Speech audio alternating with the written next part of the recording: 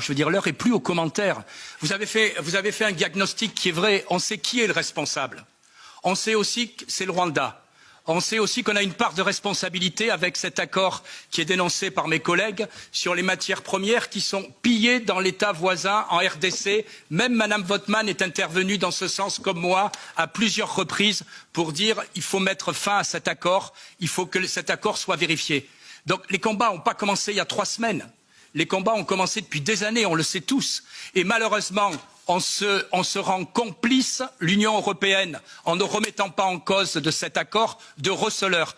Qu'est-ce qu'on attend pour dénoncer effectivement cet accord? Qu'est-ce qu'on attend pour prendre des sanctions? Quand il y a eu l'agression de l'Ukraine, on a su réagir en 24 heures. Est-ce que la vie d'un Congolais, ça compte moins que la vie d'un Ukrainien? Qu'est-ce qu'on attend une fois de plus? Voilà ce qu'a proposé Madame la Présidente, à savoir la suspension de cet accord, la suspension de l'aide. Vous avez dit nous devons nous préparer à prendre des sanctions. Non, nous devons agir. Voilà. Vous en comptez agir quand? Dans 1 mois, dans 2 mois, quand il y aura eu encore des milliers de morts? Alors, je donne la parole à Madame Hassan and then Mr. Baker. Madame Hassan. Oui.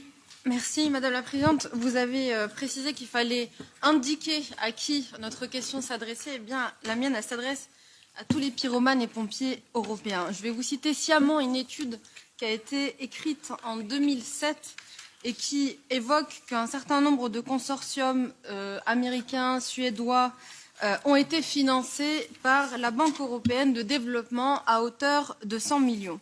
Ce consortium est devenu propriétaire d'un certain nombre de terres en RDC et a embauché 1000 creuseurs. Parmi les 1000 creuseurs, seulement 28 ont été déclarés auprès de l'administration locale et l'État congolais ne percevait ni les charges sociales ni les impôts sur le revenu. Ce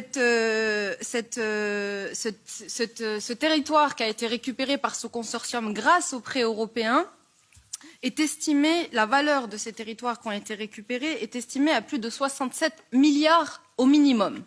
Donc ma question, elle est simple. Vous avez cité un certain nombre de responsables des derniers événements.